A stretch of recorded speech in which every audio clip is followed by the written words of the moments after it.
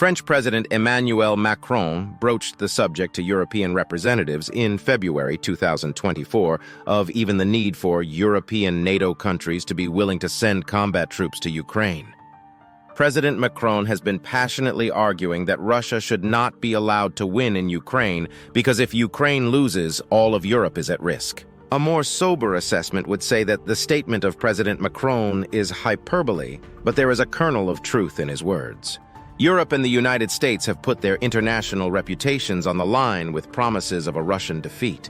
A loss in Ukraine would be devastating to the future of Western promises and deterrence and could lead to a wider conflict that could be viewed as a war of redemption, or a loss in Ukraine could be the end of the collective experiments of the European Union and NATO and splinter the organizations and leave Europe fragmented and vulnerable to military, economic, or internal threats.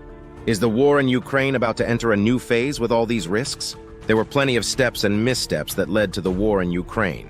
Read events leading to the Ukraine war that were committed by both the West, Russia, and Ukraine. Once the war started, the West took the appropriate steps by flowing in supplies of crew-launched anti-tank and anti-aircraft weapons that was able to blunt the initial Russian onslaught. To the surprise of most observers, the infusion of Western weapons, which was much less than what was given to the Afghanistan government that collapsed as fast as the U.S. withdrew from the country, had stopped the Russians.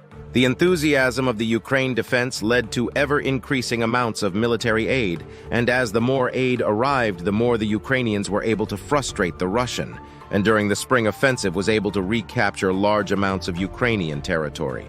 The West was also turning the screws on Russia economically with a series of what was expected to be devastating sanctions. The West's apparent goal was to give the Ukrainians the weapons and support they needed to stay in the war. And economic sanctions would place pressure and burdens on the Russian government and oligarchs that would force Russian President Vladimir Putin from office and lead to the end of the war. The West's goal was regime change in Russia, and Ukraine's goal was battlefield victory and reclaim lost territory of 2014 and 2022. The West did not have a sufficient contingency plan if Putin stayed in power, and Ukraine was at best in a stalemated position in the war. The demographic reality of Ukraine when compared to Russia meant that an absolute military defeat of Russia was highly unlikely. Russia has a GDP that is nearly 10 times the size of Ukraine's, and a population of nearly 3.5 times the size. The West could cover portions of the GDP gap by large amounts of economic aid, but what the West could not do is make up for the manpower discrepancy. More lethal weapons could make up part of it, but not all of it. So in the end, the West was putting too much reliance on a country that was heavily outmanned. At some point, that stark reality was going to have to be dealt with by the Western powers who had bet so much of their reputations on a Ukrainian victory. The West cannot lose because so much of their reputation was tied into a flawed war strategy with an ally in Ukraine that was not demographically capable to win the war if regime change in Russia did not happen. The French president in February finally said the quiet part that needed to be said out loud and stated that Europe was in danger, and that the NATO European countries should discuss sending their troops to Ukraine. There had been other proposals of sending NATO troops to Ukraine. See former NATO Secretary's suggestion. And there are different ideas of what NATO troops could do in Ukraine without directly entering combat against Russia. However, President Macron's suggestion does not seek combat with the Russians, but does not seek to avoid it either. In fact, President Macron has criticized his Western peers who publicly stated that they would not seek combat with the Russian with any aid they provided. This also extended into requirements that any Western weapon that was employed by the Ukrainians would not be used against Russian territory. Macron stated that no such restrictions should be required on either the use of weapons or, more controversially, the deployment of soldiers to Ukraine. As of last week, Macron had not backed down from his suggestion of sending European troops to Ukraine.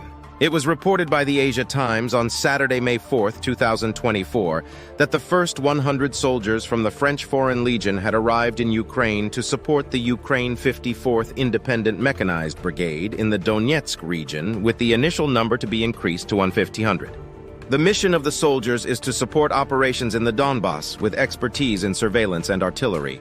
As of the data of this writing, May 5, 2024, there is no more substantiation of this report, nor any denials by the French government either. It was announced in April that the French would send 1,500 soldiers to Ukraine. So the only real surprise is that the deployment finally started. This deployment also corresponds with President Macron's announcement last week that France would send more troops to Ukraine under two conditions. One is if the Russians broke through the Ukraine lines, and two, if the Ukraine government formally asked for French assistance.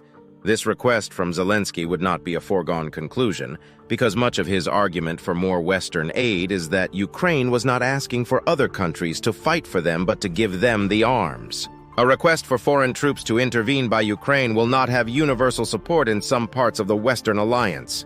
The deployment of French troops, which is a NATO country, is outside of NATO command and rules. NATO requires unanimous consent for such a deployment to occur under NATO auspices, and that did not occur.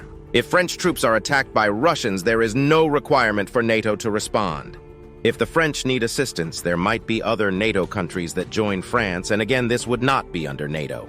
The question that has not been answered is if France decides to attack Russian territory from Ukraine, and the Russians respond with an attack on their own on France, would that require a NATO response? The answer seems to be yes, though France was acting outside of NATO when it initiated events that led to an attack on its homeland.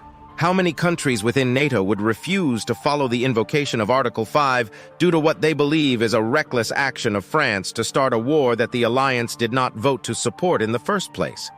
This action by France could inadvertently create an event that could crumble NATO because the core tenet of Article 5 would become inert. President Macron has been active in providing ideas to Europe on not only sending troops to Ukraine, but also about collective defense, regulatory and trade overhauls in the EU, accepting the role of hard power as an EU tool, among other things, in what is the leveraging of the EU into an organization that is a tool for Gallic interests. The idea of troops to Ukraine is the harsh realpolitik of the demographic challenges of the West, committing so much of their reputation on what they would have hoped as a triumph of Western values. The Plan A was for the West that was led by the US, UK, and Germany to have the war lead to regime change and a new era in Russia. But when that failed, the best option was to seek a peace and an off-ramp to end the war. Plan B is being carried by Macron that has the realistic message that if this war is to continue, it cannot continue as it did before because Ukraine does not have the manpower to attain victory. Nor does it have the time or space to reform into a well-armed and well-trained Western-style military while it is under attack. President Macron presents a unique vision for the EU under the French banner, but the ongoing war in Ukraine and the failure of the original Western war aims created an opportunity for Macron to reshape Europe and the EU. However, he will have an immensely hard time to accomplish those goals unless the Ukraine war is dealt with in a successful manner that is either a military victory, peace treaty, or at least an armistice. The easy victory of regime change is gone, and now there are just hard choices with great risk.